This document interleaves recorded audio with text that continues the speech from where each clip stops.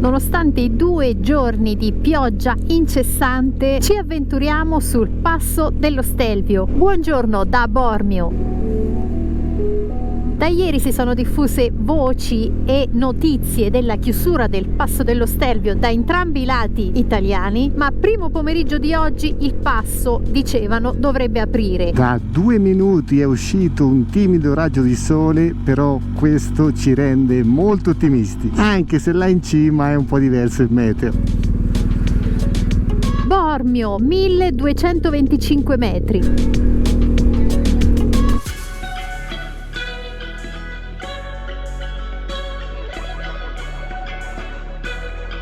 Sono stati 2 giorni di pioggia senza interruzione. Lo Stelvio è stato chiuso per sicurezza, per delle frane, ma incrociate le dita insieme a noi e andiamo a vedere insieme.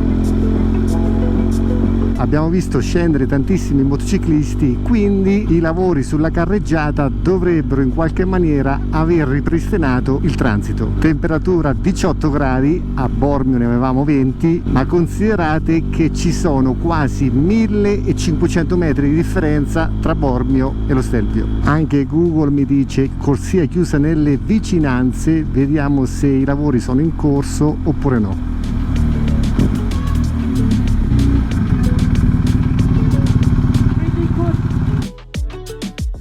Scusate, è aperta la strada. Allora, noi siamo arrivati da Malles, Valle Nostra. Sì.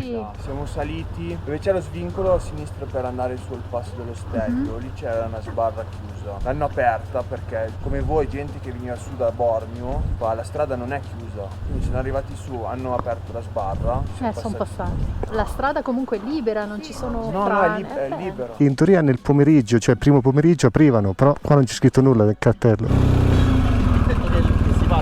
Ci hanno detto che è libera. C'è un cartello con scritto all'inizio strada chiusa, poi è quello che c'è scritto qua. Da questo ingorgo noi, per non saperne leggere né scrivere, andiamo a chiedere all'ufficio del turismo. Non abbiamo proseguito, non ce la siamo sentita data la sbarra chiusa e l'evidente scritta Passo Stelvio chiuso dalla parte di Bormio. Quindi siamo tornati indietro all'info point presso il servizio turistico di Bormio. Ci hanno detto che in questo momento l'ANAS dà il passo chiuso, anche se la sbarra, come abbiamo sottolineato, è in questo momento aperta. Hanno detto bene, però il passo è formalmente chiuso. L'ANAS darà indicazioni all'ufficio turistico alle 14 per vedere un po' la situazione, quindi probabilmente la nostra decisione sarà quella di cambiare strada. Perché per uscire da Bormio le soluzioni effettivamente sono 4. La prima è passare per Livigno, la seconda scendere e magari fare il Mortirolo, la terza il passo dello Stelvio e la quarta il passo Gavia che abbiamo fatto quando siamo arrivati. Sara in contemplazione già munita di antipioggia perché il meteo non promette nulla di buono. Effettivamente già inizia a piovere E comunque le macchine che passavano non erano solo italiane. Detto questo, con la nostra esperienza sudamericana in cui spesso accade e ci sono anche delle informazioni non chiarissime, rispettiamo comunque quelle formali che ci vengono elargite. Anche se con la massima onestà intellettuale in Sud America puoi fare un po' tra virgolette come ti pare. Stiamo controllando anche sul sito della Valtellina il Mortirolo aperto, ma il 29 agosto è chiuso dalle 9 alle 13. Ora sono le 12:30, quindi per quando arriviamo dovrebbe essere aperto, ma per non rischiare alla fine abbiamo deliberato per fare il passo Gavia, anche perché con questo meteo dovrebbe essere super adrenalinico. Cambio programma con la prima pioggia della mattinata. A me onestamente fare il Gavia con questo meteo, come dire, mi fa sentir vivo. Poi abbiamo la migliore attrezzatura da testare, se non la testiamo noi chi la deve testare? Altrimenti che video pipponi faccio? Passo Gavia, 26 km. Le piogge di ieri si fanno notare e quindi senso contrario rientriamo in Val Furva. Il meteo oggettivamente non lo vedo preoccupante, nel senso che non è quel grigio scuro pauroso. Temperatura scesa già a 14 gradi. La pioggia ti fa percepire una temperatura più bassa. Stanotte ha piovuto tantissimo, guardate in cima che spettacolo, una spolverata di neve. Spiraglio di azzurro in effetti che si apre sempre di più. Il Gavia è aperto e da questo punto iniziano i divieti.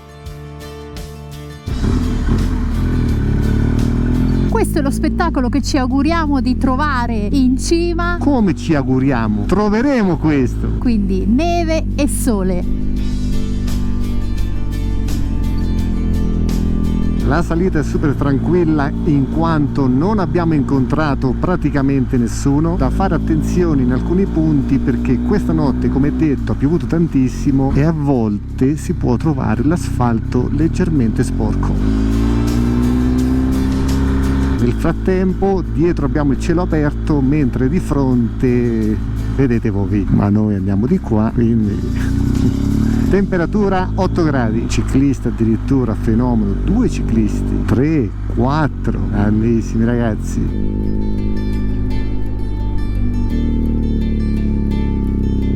Le cascate spontanee di montagna.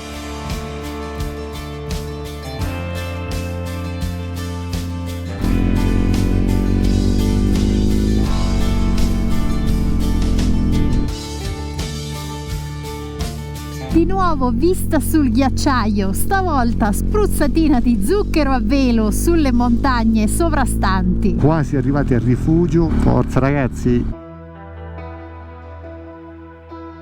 Rifugio Berni, 2560. Qua abbiamo fatto pranzo circa 6-7 anni fa. Raggio di sole proprio dritto sul ghiacciaio. E a questo punto la domanda nasce spontanea: chi è che vorrebbe venire al mio posto a guidare la sorellona? Anche perché io soffro un po' di vertigini. Non so perché, ma l'altro versante è sempre più nebbioso. Se qualcuno di voi dovesse saperlo, il perché l'altro versante del Gavia è sempre più nebbioso, lo scriva sui commenti. Magari se i nostri contenuti vi piacciono lasciate un mi piace e magari iscrivetevi al canale. Temperatura 5 gradi.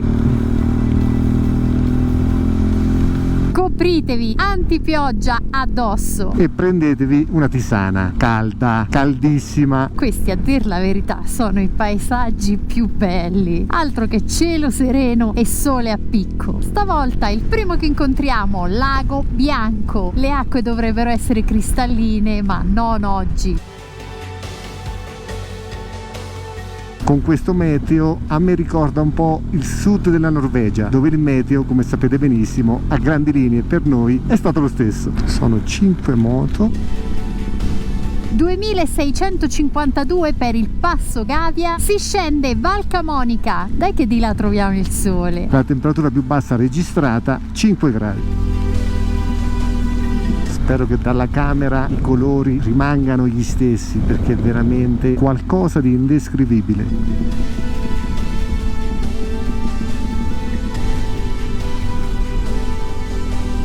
Devo essere sincera, a me sembra anche illuminata un po' dal sole. Non sappiamo da dove esca, però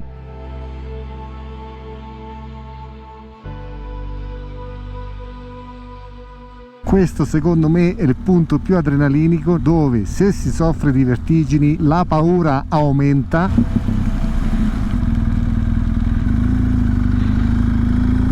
Però al tempo stesso devo essere sincero, dopo tutti i passi fatti in Piemonte con le strade strettissime, senza protezioni e con il dirupo inquietante, poi qua abbiamo anche il guardrail troppo lusso, addirittura anche il sole a baciarci. era proprio l'ospite che desideravamo ci avesse fatto una visita e lui è arrivato. Poi quando esce il sole la temperatura percepita cambia tantissimo, anche se ci sono 7 gradi e siamo un po' bagnati.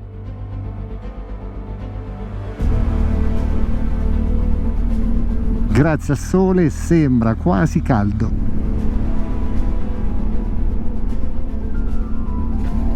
Qua spero sempre di non incrociare nessuno, perché con le valigie e il peso non voglio camminare vicino alla parte esterna della carreggiata.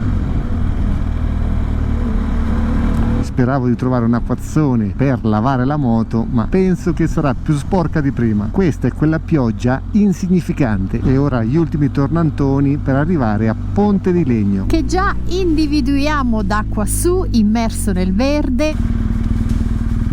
tantissima compagnia, 6 moto, 7, 4 completi rucca. Attenzione che come protezione questi sassi non sono proprio il massimo.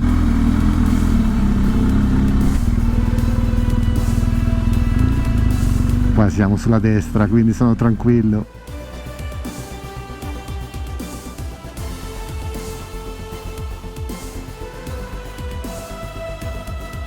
arrivati a livello delle nuvole, ditemi se non sembra un film dell'orrore. È bellissimo. Dai, più che altro Halloween, però proprio orrore no, anzi. Ma poi non c'è nessuno.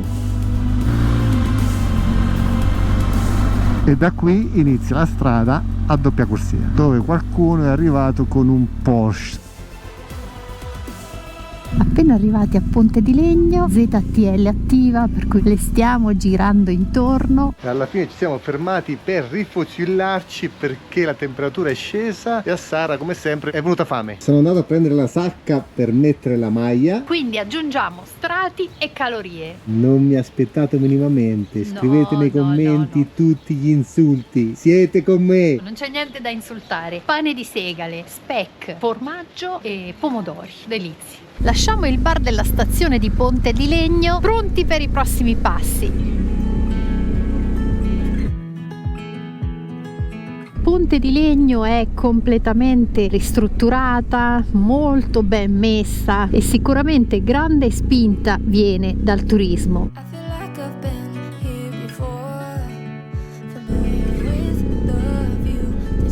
E tornati sulla strada principale, quella che scende al Gavia, ci accingiamo a salire sul passo del Tonale. Si sale!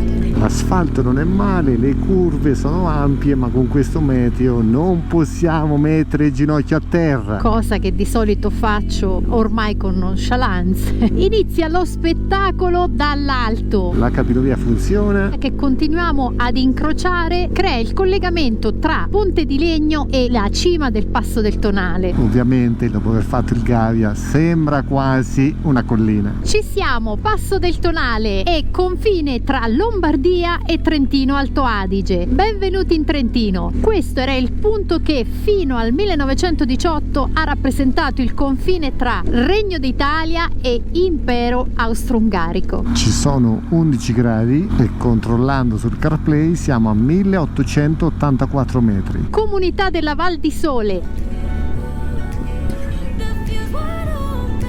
Non paragonabile al Gavia, però se mettiamo il piacere di guidare una moto tra le curve, dal mio punto di vista vince il Tonale.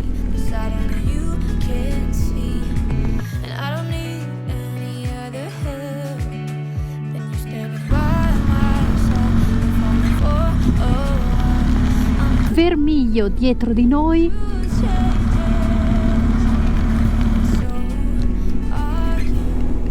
E benvenuti a Ossana. Come per le Langhe, dove i vigneti sono disseminati per tutte le colline, qui le piante da frutto la fanno da padrone.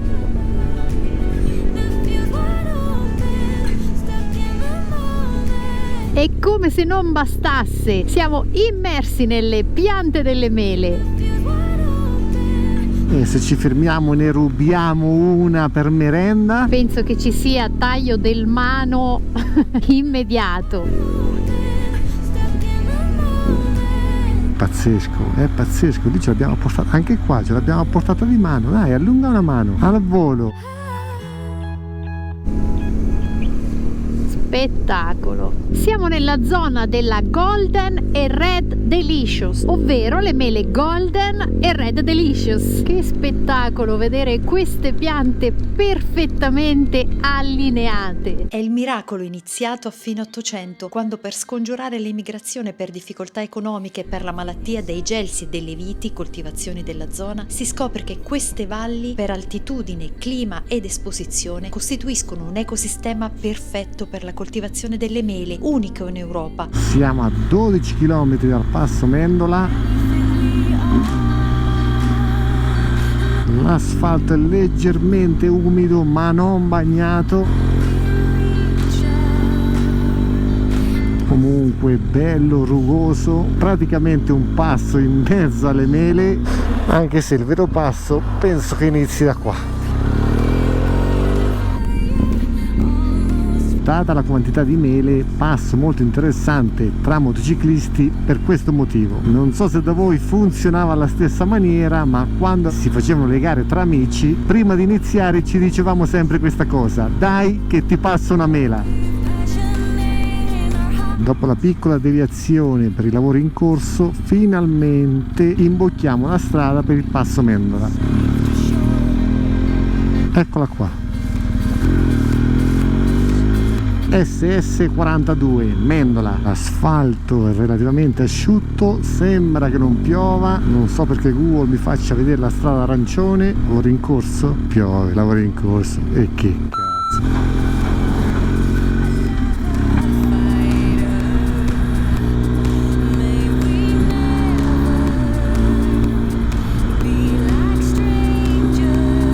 Addirittura il sole.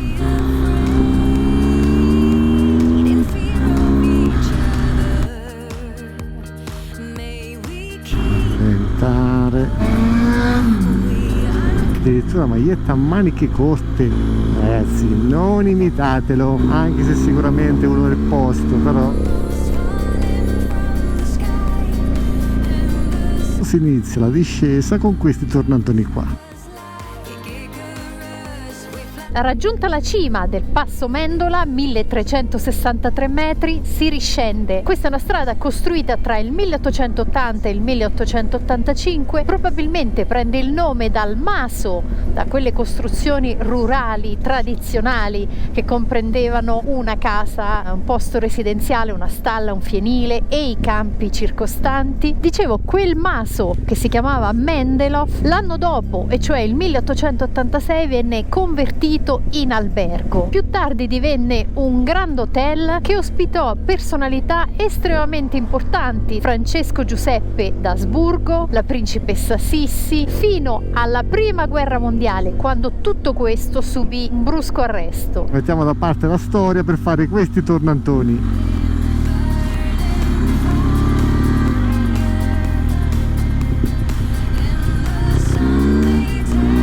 Addirittura asfalto nuovo qua, mamma mia, spettacolo qua, spettacolo.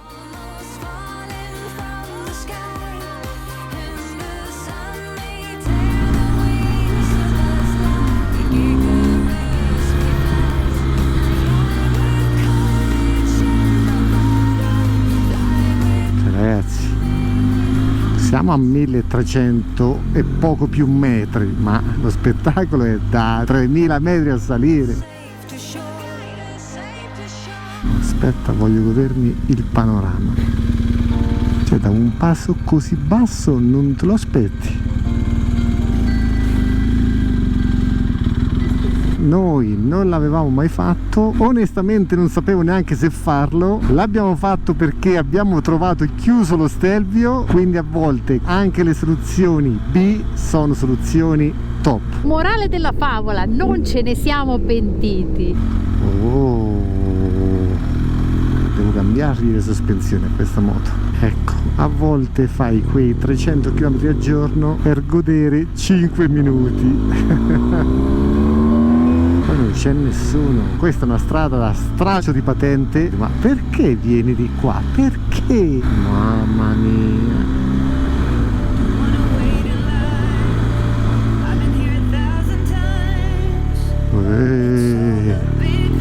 Che tornante. Anche se non abbiamo le gomme perfette per questa strada e ovviamente siamo sovraccarichi, senza esagerare, facendo scorrere la moto ci si diverte tantissimo. Poi ragazzi, io uso molto il freno motore perché sempre con il peso non amo stressare i freni.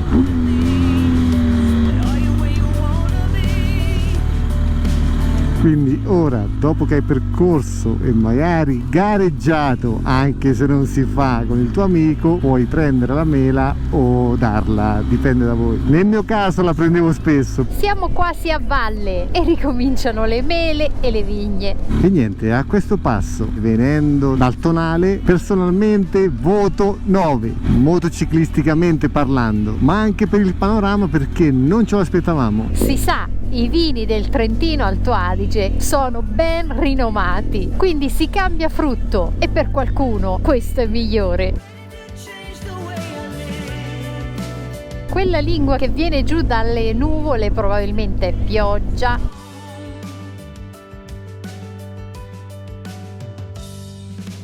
La temperatura è salita a 24 gradi, ma che posti abbiamo in Italia? Che posti abbiamo? Avremmo fatto penso 4.000 km da quando siamo partiti su strade secondarie e terziarie, senza mai prendere autostrada o superstrada, se non in piccolissimi tratti, e da quando siamo partiti i panorami sono cambiati infinite volte. Questi sono tutti stranieri, io li vedo dalla faccia rossa che hanno, è come se sono sempre ubriachi, o forse lo saranno. Beh, poi in questa valle insomma puoi fare un pronostico dato ciò che ti circonda la sera una volta arrivato, anche se da Quito danno l'impressione di andare un po' più a birra, però nel nostro peregrinare stiamo andando leggermente random, perché il programma era di entrare in Austria per poi rientrare in Italia tramite il passo Rombo, ma visto il meteo avverso di questi giorni abbiamo cambiato il programma e la meta finale di oggi sarà Predazzo, fedeli all'Italia. Siamo a San Giuseppe al Lago. Hai l'impressione di essere circondato da oro, grappoli d'uva nera. Come fai a raccontarlo? Come fai a raccontare l'Italia? Siamo comunque a 237 metri sul livello del mare, simili a Corridonia, eppure circondati dalle Alpi. L'Adige è sotto di noi, siamo ad Ora et Labora. Questo mezzo che abbiamo davanti, siamo quasi in Sud America. La vallata dall'altro lato, e per terminare la giornata un bel arcobaleno. Nel giro di 3 minuti meteo completamente cambiato. Dai, aumenta che lavi la moto.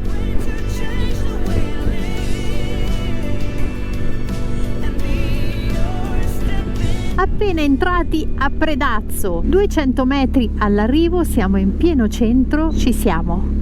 Cambiate il volo, ci vedete con il piumino perché ci sono 15 gradi. Abbiamo scelto Predazzo, il cosiddetto giardino geologico delle Alpi, perché vanta una varietà geologica tra le più alte al mondo, che è poi spiegata nel museo geologico proprio qui nella piazza di Predazzo. La località comprendeva 12 masi, ora è il comune più popolato di tutta la Val di Fiemme. Il maso era una costruzione rurale, tipica abitazione contadina. Questo in particolare risale al XVII secolo ed è stato affrescato addirittura nel 1742. Nella piazza dei Santi Filippo e Giacomo domina l'omonima chiesa costruita nel 1870. È una stazione turistica sia d'estate che d'inverno. La cittadina è attraversata dalla pista da fondo della Marcialonga, è sede dello stadio del salto sugli sci che ha ospitato 3 mondiali di sci nordico 91, 2003 e 2013, lo stesso che ospiterà le Olimpiadi Milano-Cortina del 2026.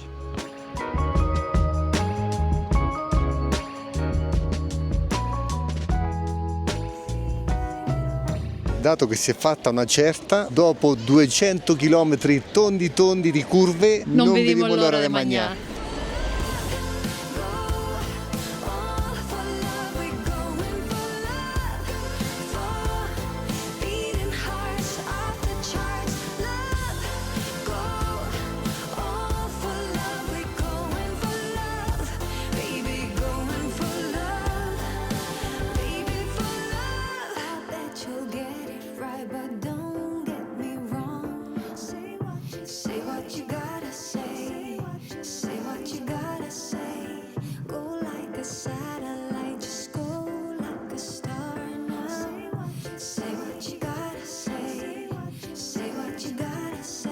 Take it to the big city.